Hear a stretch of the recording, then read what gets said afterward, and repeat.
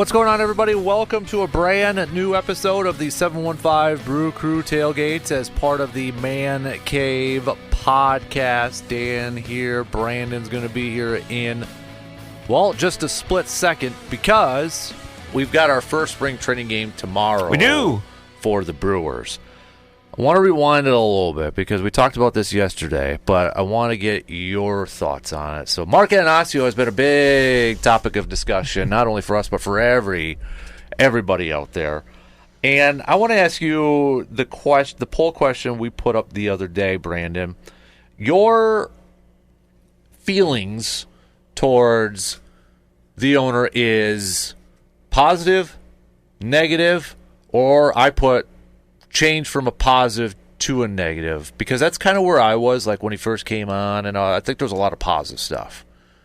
But has that level of expectations changed now to where it's like, okay, we reached a certain point now, can you do a little bit more to help a team? And I think that's where a lot of fans are maybe frustrated at this point. I think so. I think that's where I am. I mean, I'm always going to be grateful for the fact that when Mark Attanasio took over as principal owner of the Brewers, he was able to, not just him, obviously, but the team itself too was able to kind of lift itself out of irrelevance. Mm-hmm. I mean, as someone that was, has been a Brewer fan a long time and was in the early 2000s, people didn't care about the Milwaukee Brewers when Mark Attanasio bought the team. Right. They were stuck in that spot that's honestly worse than being really, really bad. They're irrelevant. The people just, when Miller Park opened, people went the first year because they wanted to see the park and stuff. But by year 2 and 3, the attendance had already kind of gone back down because people had seen it. Mm-hmm. And the team at that point, the team hadn't had a winning record in a decade or more. And so he came in and kind of injected some energy and some money as well. I mean that was part of it too. I mean they had and along with that great group of young players, the Bronze, the Fielders, Ricky Weeks, Corey Hart, Ben Sheets, all those guys. Really lifted the team up, and you kind of they got to a certain point. We know the history. Made the playoffs in 2008. Made a series away in 2011, but I think in more recent years here, I think it's fair to ask for more because expectations change, and while it's important to remember kind of the past and how things were at one time, that doesn't mean that your expectations can't change when the situation changes. Right. And that's how I feel where, if you're like a D student and you work really hard and you study and suddenly you get your average up to like that B range, that's really good. But once you get up into that B range, it's okay to say, hey, you know what? I want to be an A student. Mm-hmm. In this case, obviously it takes more than just, studying to kind of reach that top echelon, but I think as Brewers fans, we're not out of line to ask, hey, can ownership do a little more? And there's investments that, aren't always talked about, investing in, the complexes they've got down in the Caribbean, stuff like that, where obviously we're seeing kind of the fruits of that labor with guys like Jackson Churio who are coming out of there. Mm-hmm. But, and the kind of the one part of this equation that we're never going to really know is the actual finances. Mm-hmm. We can say, hey, Mark Attanasio should spend more money. I think he should. But we don't know, okay, well, how much profit does he actually have? How much, how much, and I'm just talking more operating expenses. Right. Like, how much profit are the Brewers getting in a year? We don't know that. The Brewers are not, they're not a public organization. They're not like Green Bay when Green Bay has to release the financials. Or the Atlanta Braves. The Atlanta Braves are the only team in Major League Baseball that has to publish those numbers because they're publicly owned. So we don't know. Is that, hey, can you add $10 million to the payroll? Whatever it is, we don't know, and that's always going to kind of be the outlier thing here because we don't know. Mark Attanasio is not going to willingly showcase that, and if he was, you would probably kind of question it because then you would ask, well, wait, why is he showing us this? Right. You're going to think that maybe it's not for the best of intentions when it might be. But it's just. I mean, this is a conversation we've had so many times in recent years, especially in the off season when we might be frustrated with what the Brewers are or aren't doing. Mm-hmm. But I think it's okay to ask for more. I mean, this is Brewers fans have shown their loyalty in many ways, be it going out to the ballpark or supporting the team. However, like it's not a bad thing to ask for a little more, because when you're as close as they've been in many ways, you want to take that next step. We remember 2008 when we were just like the finish line was making the playoffs. At that point, honestly, I don't think anyone cared what happened once they got there. Exactly. Yep. But the expectation has changed, and in some ways, the team is a bit of a kind of a prisoner of its own success. Mm-hmm. Where when you keep having this continual success because you've built something so good, people are asking for more. Whereas if the Brewers made the playoffs one year and then won 75 games the next year, but then came back, like if they were more inconsistent, maybe that wouldn't be the case. Mm-hmm. But look, that's what happens when and for all of the things I think you could question Mark Attanasio about. One thing I think you can say without question he does very well is he seems to be able to hire good people. Yeah. When you look at in recent history, some of the people that have been put into significant positions in the Brewers organization, now Matt Arnold, obviously before that, David Stearns, and even going back to Doug Melvin. Doug Melvin, it was a little bit more inconsistent, but look, Doug Melvin was a guy that, made moves that got them back to the playoffs. He's the guy that was able to pull the trigger on the deals to bring Greinke and Markham and all those guys to Milwaukee. And, and obviously from the managerial standpoint, Pat Murphy, Craig Counsell, more recent years, even Ron Renneke. Ron Renneke got them, a couple games from the World Series. So, but this is kind of a long way to say the short answer of I don't think it's a bad thing that fans are saying, hey, you've established a baseline of success, but now we would like you to put a little more into getting a little more. Right. It's like your turn now, right? Yes. Okay, it started off there, like you said, hired the right guys.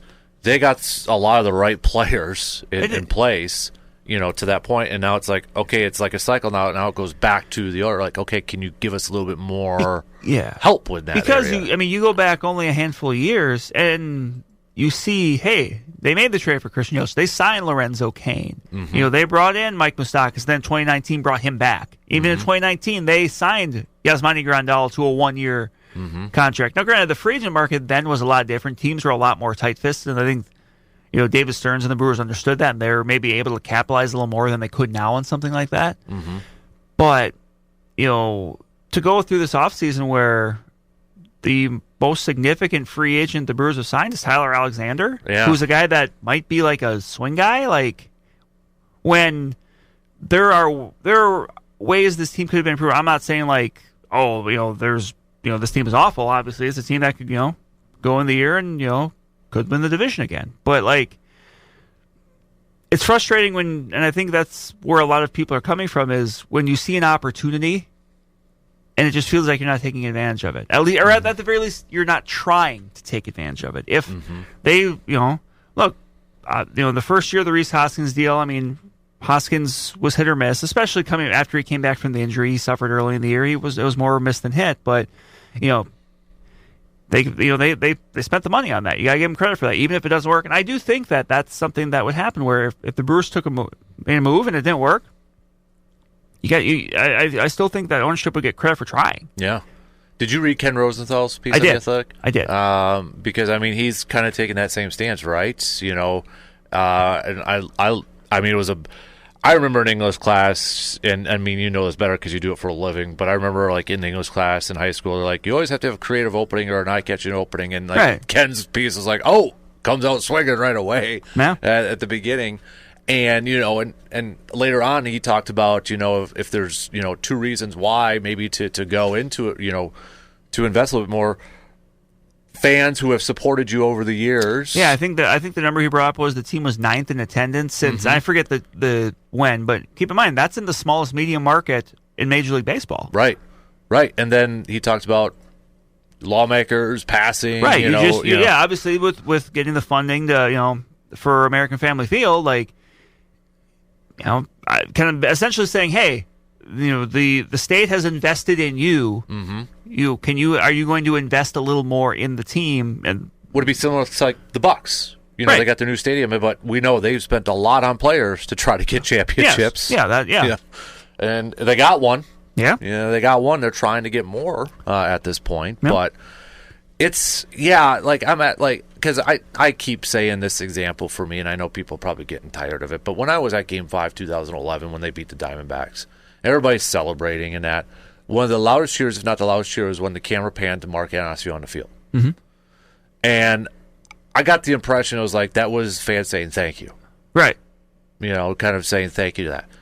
And that, that time and those years, that's why I don't want to say it's negative, always been negative. I don't want to get that impression. It hasn't. But I agree with you. Expectations can change and goals can change. And when you get to a certain point, it's like, like a couple of years ago when they had that great pitching staff of Corbin, Woodruff before he got hurt, Freddie, what were we all saying? Can we get more offense? Right. 2021 where... it was at the deadline. I was like, okay, well, we're going to go get Eduardo Escobar. And no disrespect, because he played pretty decent with the Brewers, or even 2023, Marcana. Marcana played well with the Brewers, but it's like those are more ancillary pieces than they are like, okay, this is the guy that's going to take us over the top type moves. Yeah, because I remember those playoffs too, and it was like, a lot of people looking at Burns, giving up the lead in that, but it was like when it's 2-1 or 3-1, I just had this feeling like we can't make up 2 runs. Right, and it was I think it was after Game 2 of the wild card round against the Mets this year where the Brewers came back and won, and I forget what the final score of that game was, but the number was something like that was the first time since Game 6 of the 2018 ALCS the Brewers had scored more than 3 or 4 runs in a playoff game. Yeah. That's been the issue over the years. Yeah, look, you can go back to Game 3 against the Mets. I was literally there. I saw it where, Devin Williams gave up the lead, but it's like, you had so many opportunities to add runs to it. It was 3-1. It could have been 5-1 or 6-1. And you give yourself a little bit that's just, the offense is just that's been the thing that I think over the last several years, Brewers fans have looked at and said, but we could do a little more. Like pitching staff, I think more so the team has the benefit of the doubt. Like even coming into this year, you look at the rotation, and Freddie Peralta, Aaron Savali, Tobias Myers, there's guys where you're like, okay, I could see how we'll see what happens with Brandon Woodruff, but and even some of the younger guys like a Logan Henderson, that we might see at some point, and then Mizorowski maybe, and then even in the bullpen, I think it's one of those things where there's a lot of Brewers fans that even if you don't know, you say, okay, but I at least give them the benefit of the doubt when it comes to the pitching staff because of gestures at the last several years, right? But the hitting, it's different. And look, that could go a long ways if, Garrett Mitchell and Jackson Churio and Sal Frelick, et cetera, take that next step and go from becoming solid players to good players. Then suddenly, then that changes how your offense looks. But to me, that's always, and that's the case going into spring training too, is going to be the thing that people are going to be worried about. For the Brewers, it's, to me, that's the number one question is what's that final infield spot look like? Because Hoskins, Turang, Ortiz are 3 of the 4 starters. Who's that 4th person at the second base or third base, however it develops? Yeah. We don't know. Yeah. It's just, what did you make of the comment, the full context? I know some people are just running with a little bit, but obviously the one with, is it my job to win a World Series or provide summer? It just, we went through the whole thing. It still was a weird answer. It was. Even though when you see the full quote, it's, the context is better, but you're right. It's still not okay, this completely changes my thoughts. Right. It was just a weird word salad of an answer. Yes. And I didn't know what point he was trying to make. It was almost political in the way he said a lot, but he really didn't say anything. Yeah. Yeah. And it just, and I mean, it's 2025, so people are going to run with that part. When you phrase it, well, it's my job, it's like, oh, you're setting yourself up now. When you start off by saying, well, is it my job to do? It's like, dude, you're not going to win that one then, regardless of what you say. And I think here's what it comes down to. When it comes to just ownership in general.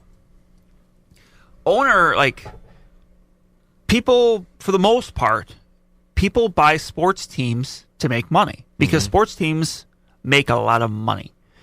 And so many of these businessmen that do it these business people own other things that make money. So they're like, well, I'm going to run my sports team largely the way I run these other businesses. Yeah. And so for them, the top priority isn't necessarily always winning at all costs, at doing what I need to do to put a winner on the field. And I think that's the difference between kind of how many owners view it and how many fans view it. Because for fans, your object is to win. Yeah. Your object, you want to win the World Series. You want to win a championship. There's a lot of owners, I would bet, if you were able to get them to speak honestly, that's not their goal. Mm-hmm. Their goal is to maximize how much money they make. Yeah. And that's where and that's always where I think there's going to be a discrepancy. Mm-hmm. And that's why even for someone like Jeff Cohen with the Mets, like, look, as much as you want to say, hey, look how much money the Mets are throwing out, this is a guy that said, no, look, I bought this team because I want this team to win. Yeah. Like, and obviously, even though it makes life tougher for the Brewers, like, I respect the heck out of that. Yeah. Because that's what it should be about. Mm-hmm.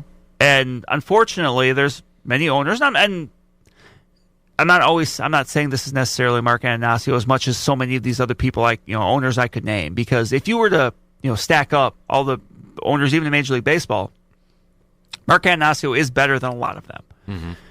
But if you were to look at all these different owners, like, it's about making money. It's about maximizing profits. That's, to them, ultimately what they deem as successful is, well, we made, X amount of money this year. Yeah, but you only won 75 games. Oh, I don't care. Mm-hmm. Yeah. With that, too, like, this is a conspiracy theory that just popped in my head, but there was always that running joke in the early tenure of Attanasio that if Scott Boras needed a free agent signed, he would just call him Mark, and then it's like the Jeff Suppan signing and all that. Like, part of me was like, does he think about that and, like, I ain't doing that again, so it's like I'm not spending, money because I got burned that way, and I hope not. I hope not, because you can't think that way. Right. Because, you might get burned on a free agent, but you also might not. Mm-hmm. Like, if that's your approach, like, and put it this way, if you think that way, players and agents are going to know. Yeah. And they're like, don't go there. Like, right. But, yeah, I mean, it's really with the Attanasio stuff this week, it's just been more of kind of the same discussions we've been having already for a while. Mm-hmm. And he does himself no favors when he speaks the way he does a lot of times. Like, it's one of those things you would think that by this point, someone that's in the public eye that much would kind of have a little bit better idea of how to handle it. Mm-hmm. But yeah, it's yeah. He's said some weird it's like not even just words, but also like actions as well. Like, yeah. I mean, we remember like. Well, I was talking about like when he bought the Jackie, was it a Jackie Robinson card when they were going through labor negotiations? It's like, that's not a very good. Yeah, and obviously remember the comments about when they signed Andrew McCutchen about like, oh, he was someone we were willing to expand the budget for. It's like, yeah, you're going to expand the budget for mid-30s Andrew McCutchen on a 1-year deal. Like, you're not exactly sending the message to people you think you are. Yeah, because didn't he say there was like 2 or 3 guys that they were like, and it was like that was one of the 2 or 3 guys, and it's like, just yeah, there's some weird stuff, but. Top 5, not our top 5 plus, which we are doing another one. Yeah, I wanted to. After we're done on the air. So make sure you are following and subscribing to the Man Cave podcast. But if you had to power rank the Brewers players currently on the roster right now, how would they fall? I'll do this with you too. I've got mine on here, so okay. you're not alone. You sprung this on me, so I'm trying to get this through. I know. I surprise a lot of people all the time. Okay, you do. I'm just saying there. Okay, so, and now I'm assuming we're just like how good we think they are right now, kind of thing. Okay. Yes, yeah. Okay. Like if you had a little child come up to you and say, "Mr. Berg, who's the best Brewers player right now?" Okay. And you'd be like, well, child, here are the top 5 in my opinion. I have them ranked immediately in my brain. Yes, okay. Yes. That way, this is so you are prepared for when you're at an event because you're so famous. And a little kid comes up to you in the bleachers and says, Mr. Berg. Who's the 3rd best Milwaukee Brewer currently? That's a common question kids will ask. You joke. Hudson asks questions like that all the time. Dad, besides Giannis and Dame, who's the best scorer on the Milwaukee Bucks team? I was like, oh, gee. Or like the 3rd. I'm like, I don't know. It's like, oh, my God. So you joke, but it out of the mouths of babes, man. So, all right. And there's a reason I'm bringing this because it's going to transition into something. Okay. So, number 5. 5. My number 5, and I don't know if he's going to make your list, but I think really highly for him. He's going to be in a big spot this year. I'm going Trevor McGill. Okay, new closer. Has been absolutely lights out since coming to Milwaukee a year and a half ago. Obviously, he's going to have more on his shoulders, but he so far has shown he can handle it. My number 5, I am going to go with Bryce Terang. I'll go Bryce Terang. I mean, Platinum Glove winner, Gold Glove winner at second base. I don't know if he's playing short or second this year yet. We saw him improve offensively last year. Base stealing machine. So, yeah, I've got Bryce at number 5 for me. Number 4. My number 4 is Freddie Peralta. That's the same as mine. So I know his inconsistency gets people sometimes, but overall his numbers are very good. And he is, right now, I mean, he's the most dependable guy you got in the rotation. I mean, obviously, Tobias Myers had a great year last year, but, I mean, Freddie Peralta has a much bigger sample size of it. Yep. So, Freddie Peralta, number 4. I'm same. So, I mean, I don't have much else to add on to there. So, yeah, Freddie Peralta is number 4 for me. Number 3. I'm curious, are we going to have the same 3? Yeah. My number 3 is Jackson Churio. Okay. That was my number 3, too. So. I kind of think we might have the same 2 and 1. Okay, yeah. All right, my number 2 is Christian Yelich. Yeah. My number 1 is William Contreras. Perfect. It worked out perfectly like how I wanted it. So we had the same top 4, just a little different with the fives. And if I was doing honorable mentions, Terang would have been an honorable mention. Yeah. So, okay. So that worked out better than I thought. And we did not pre-plan that. No, we didn't. He literally just sprung it on me, and I'm like, okay. And I started thinking in my head, So, yes, Contreras, the number 1 player, in our opinion, power ranking it for the Brewers right now, which leads into my question in the previous discussion we had a little bit with Mark Attanasio, investing, et cetera, et cetera, et cetera. Now, we know Contreras and the Brewers avoided arbitration, a 1-year deal, $6 million, then there's an option afterwards. Right, but he's still under team control for several years yet. Yes, so. Yes. So, we've seen the Brewers last year give Churio that contract. Obviously, Yelich a few years ago still has that contract. Freddie a few years ago got an extension and such. Is it time for the Brewers to do that with Contreras right now? Possible. There's a few factors in this. It's a little bit different from both the Peralta and the Churio ones. I mean, those came pretty early on, and at this point, Contreras obviously has more of a sample size of high level play. Number 1. Do we know if that's what Contreras wants? Yep. Because look, he may love Milwaukee, but at the same time, it's like, he also probably understands maximizing his earning potential. And remember, he wasn't very excited initially when he got traded to Milwaukee. No, remember that? It seems like he's happy there now, but it's a little bit complicated when you have someone that you're trying to extend who's playing at that level, because an elite hitting catcher who can do what he does is pretty rare and very valuable financially. And almost play every day. I mean, if he's not catching, he's going to be DHing. Yeah. So he's an incredibly valuable player. Because remember, his first All-Star was as a DH. Right. And I have to look and see, but it's also one of those things too where I think teams in many cases are always a little leery on extending athletes, or I'm sorry, not extending catchers, just because there's such wear and tear at that position. You see people break down. Jonathan Lucroy is a great example. Yeah. Obviously we saw what Jonathan Lucroy did when he was in Milwaukee. He was excellent, but once he got dealt, the eliteness kind of went away quickly. Yeah. Yep. And that's just the nature of the position. It's just a tough physical position to play. Yep. So, the Brewers may not be interested in going super long on that. But I'm just trying to draw up right now. Yeah, he's under team control to 2027, so 3 more years. He'll be turning 30 when he's free. Already going to. Oh, when he's free. Okay. Yeah, when he's a free agent, he'll be turning 30. Okay. So, and the club option for next year is $12 million. This year he's making $6 million. So, it's. Even $12 million next year is not bad for. It's not bad, but it's one of those things where, remember, they can turn down the option, but still offer him arbitration. Okay. So it's not like if they turn down the option, he's gone. Okay.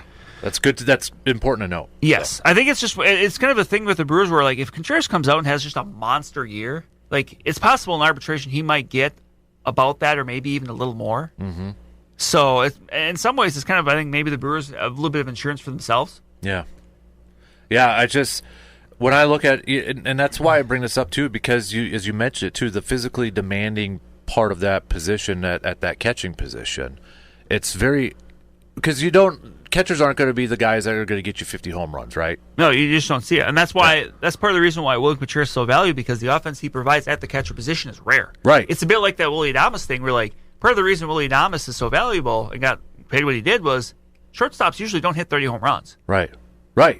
And I mean, would you say too for Contreras when he was first came over to where he's at now, the biggest improvement we saw is his framing and just like the defensive his defense, side? Yeah, his defense. Yeah, I would say his defense. I mean, framing sometimes I think he tries to grab a few too many strikes. Yeah, but no, the defense has been a significant improvement, and I give him a lot of credit last year for that pitching staff when they were throwing in a bunch of different guys. Yeah, right? the catchers are the commonality in that. When you've got 2-3 dozen pitchers you're throwing out there, and you've got, they use 2 catchers, and then Eric Haas, you're near the end of the year, so really 2 or 3 catchers, like that's a lot to put on a catcher to learn. Like it's one of those things, like in a vacuum. Like Contreras is someone I think you can build around, like you would love to have, but I'm not. And the other thing that's going to kind of be talked about, I think, more once the year gets going is Jefferson Kiro.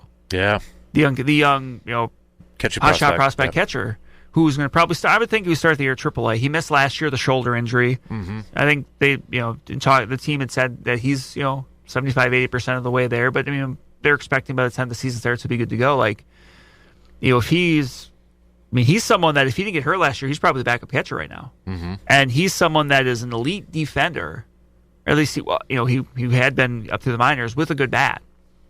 So kind of how does that work? Like I still think even if he ends up being as good as advertised, there's still room to make it work. I mean, I'll ask the question every fan's going to ask: that kid Contreras play first? His brother just transitioned to first, right? That's true. Yeah, Wilson made the move, so we'll see. I mean, maybe. I mean, is that going to be one of those things where Contreras kind of wants to get the extension first and then he'll do it, kind of a thing? Because that's obviously. His offense, well, I think at first base is still would be good, especially for a Brewers first baseman, given, kind of what they've gotten at times at that spot over the years. But, like I said, that value from a catcher offensively is still incredibly valuable. So, we'll see. But, I mean, there's a few things in play. Like, at this point, like, after this year, again, there's 2 years left of control. So it's like, would you usually? I don't know if you'd sign like a 2-year extension kind of a thing. I don't know. Like, right. and again, I want him on this team. I mean, I'm just trying to be realistic here. Like, I want him on this team. He is the type of player I wish the Brewers had more of. But I think it's that's gonna be something that after this year that the question's there. Right. Yeah. That's the sucky part about like baseball for these guys too. Like, I think everybody would agree. From what we've seen from Contreras in the last year plus, he probably deserves a little bit more than $6 million. Yeah, based off his play. But that's just how the structure's in baseball. Because you look at, I'm sure there's some people saying Jackson Chourio got that huge deal, and a guy like William Contreras, who's already a 2-time All-Star, is making that compared to what Jackson Chourio's got. That's probably what a lot of people are thinking about, right? They're looking at that on the surface, and that was one of like. And really, the Chourio, and even you said you can even go back to the Peralta one, even I guess the Aaron Ashby thing to a lesser extent too. It's a little bit different than where the Brewers are right now with Contreras, because those I look at as almost a bit more like buying a stock. Yeah, it was because there was some speculative spending with that, because you didn't know how it was going to work. It was a risk. You've seen it, and I mean you've seen it with obviously year one with Chourio, right? Freddie Peralta. I know some people are kind of frustrated with him time, but he has definitely been more than worth the money he's getting paid. He's getting paid, I think it's like $8 million or something like that. So he's he's set considering the market of starting pitchers. But yes. And Aaron Ashby's been injured, so that that's one that he's it hasn't maybe worked out as well as they hoped as of yet. Yep. So very well could change. But like when you're kind of investing with those younger players, it is more speculative. It's buying a stock. It's saying, hey, we are paying X amount of money because we think in 3 years he's going to be worth much more. Right. Whereas here right now, that's not necessarily the case. You got a guy in Contreras that's already much more established. Like, you're not doing that at this point. And the thing that's always important to remember with teams is, you hear it a lot with free agency, but it's true with extensions. You're not paying for what a player has done. You're paying what a player is going to do. Right. Yeah, the projection. Yes. Yeah. It's great. That's why there's so many times in free agency you'll see, like, this guy, hit 30 home runs last year, but he's 30, like a JD Martinez, where it's like, okay, he did this, but you're not paying somebody for what they did last year or 2 years ago. You're paying for what they're going to provide to you in 2025. Right. And, some may argue with that, like when you see Verlander still getting 20-some million or, Scherzer or such or whatever the case may be. But some teams... that's only one-year deals. Right, and that's one-year deal, and some teams are more willing to take that. And, look, for guys like that, sometimes those players just play forever, and they're good forever. Right. Or, until, their body physically tells them you can't do anymore. Like... You're willing to pay. Like, Nelson Cruz is a great example, I think, of a guy that just hit forever. Yeah. And obviously it went away from him at the end, as it always does. But, like, it's just how it is with some people sometimes. Right. Yeah. So, no, would you, obviously we both think he's the most valuable player on this team heading into it right now. And I would argue, too, it's, offense. But what I think separated it from me last year, and I know he was an early MVP talk last year, and that kind of slowed down a little bit, but he was off to this fantastic tear. But like the thing that I was just like, because the pitching and all these younger guys, I mean, I got to imagine he had a big influence. Yeah, there's so many moving parts with it that let's put it this way: they wouldn't be doing what they've been able to do as a pitcher if their catchers were bums. Right. Like, those guys are a big part of this. Yep. What are your thoughts on the ABS system? And the whole challenge, like, to me, what I'm very curious about and I'm intrigued about is, like, the manager can't call the challenge. It's got to be the batter, the pitcher, or the catcher. Yeah. How does a manager kind of police that with his players? Yeah. Because because look, how many times do we see during any sort of sporting event a player turn to the bench and say, like, challenge it, when, like, it probably wasn't worth challenging. Right. Like, that's a great point. I didn't think of that, but how are managers and coaches going to be able to police that with their team? Like, look, we only get so many of these, so, like, it needs to be really obvious. You can't, like, and maybe not so early in the game, right. Because I could just imagine some hothead, a batter who's like adamant, and we see it all the time. Yeah, right? someone that's struggling, and you strike out looking in the second inning, and you're just like, no, that wasn't. Because all they have to do is tap their helmet. Yeah, and that's the signal. Right. I could see one guy. Very interesting. And that's where I'm like intrigued on it, because I'd be pissed if it was my team that did it. But and for me with this, like a lot of replay things, like my biggest thing is I just wanted to take out there's two things I want. Number one, I wanted to take out, to be able to correct the obvious. Mm-hmm. Now, you could make the case that with Angel Hernandez no longer as an umpire, maybe some of those are a little going to be a little taken care of itself. But I want to see that.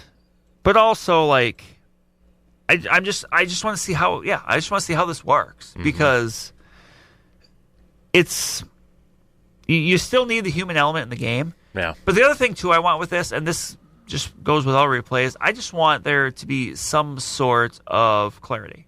Yeah. There needs to be, like, at times, I mean, how many times do we see replays in baseball that were like, oh, this is obviously, going to go one way, and then it goes the complete other way.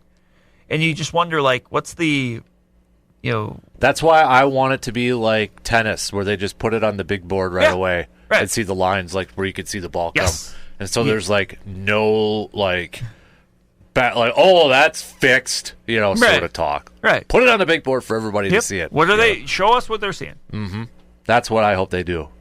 Because you know what I'm talking about with the tennis thing, if it's like on in or out. I can visualize it. I forget the official name for it, but you can see where, like, the ball hits relative to the line. Right. Yep. So that's what I want to see. I know we're not going to see the regular season this year. No, and that's fine. But that's going to be interesting for spring training. It's going to happen. If it does get to the major league level, some dude's going to be so pissed about a call, and he's going to break his bat and challenge it, and then it's going to be so obvious that it wasn't, and that might be their last one that they could use. It's like the third inning or some stupid thing like that. So that to me is what's, as a fan, just I kind of want to see that happen and see what the reaction's like and such. So, but with the first spring training game coming up, I know, we kind of talked about it a little bit beforehand. Like, who are the players maybe that you're very curious to kind of – it's so hard, like preseason football. I like preseason football because it gives me a chance to see some of the new guys, the young guys or undrafted guys, and, like, there's a chance that some of those guys are probably going to play in the regular season, right? So even if it's not right away. Yeah. So you get – those are the depth guys. So that's why I like it. Spring training's a little bit different, obviously. You don't have that. But, I mean, there's sometimes at that. So – and then you got pitchers kind of working on stuff, maybe batters working on stuff, so don't pay attention to wins and losses and that. But I guess at that point, like, who are some of the players that maybe you are? Is it a Woodruff if he gets out there? Or, just Yelich? I mean, how I think you can rope some of those guys coming off injuries into one category. But for me, I'm curious to see how the players in the hunt for that last infield spot go, be it Caleb Durbin, Oliver Dawn, whoever that is, even a younger guy like a Mike Bovee, who I don't think is going to be, he's maybe start the year at AAA, he ended last year AA, but he's an infielder that has hit and they have pretty high expectations for. So, I just kind of want to see how that develops, and even just in general, like day to day, like, how are they splitting up? Well, who's playing shortstop? Where's Terang? Where's Joey Ortiz? Because I think after a while, you're going to kind of start to see a pattern with it. Yeah. Because I'm sure early on they'll get a shot those guys will get a shot to play both spots. But after a little bit, you're going to probably see like, okay, well, Terang seems to be playing an awful lot of short, or Ortiz seems to be playing an awful lot of short. That kind of might tip the hand a little bit. Yeah. Yeah. I mean, I think that's a lot of people are going to be paying attention to that third base. Right. And it's fun. And it is fun to see some of those younger guys. And again, like I mentioned, Mike Bovee, but guys that aren't going to be maybe with the team right away that well. Because remember, it was a few years ago before Garrett Mitchell had made his major league debut. Like he had some impressive performances in spring training that kind of opened the eyes for teams. It seems like that guy that's maybe getting some of that is Cooper Pratt. Could be, yeah. I mean, he's was a organizational player of the year in the minors. I mean, he's another infielder, a guy that, could move quick. And that's where, like, part of me was like, okay, so he's a shortstop. Are they kind of, like, projecting him maybe as soon as next year? But then you're, like, moving a guy like Ortiz or Terang at shortstop for 1 year, then potentially moving him back. And I don't know if I like that. I think that's one of those things, like, you cross that bridge when you get there. Yeah.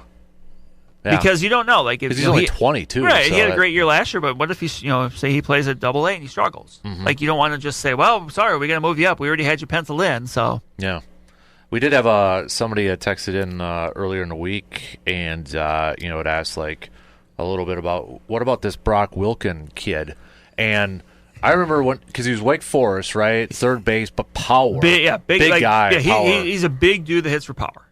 Is he projected though? I thought. Projection maybe better at first. I think he could play third, but the thing with Brockwell, because he was drafted in 2023, finished out 2023 with the Brewers and did pretty well.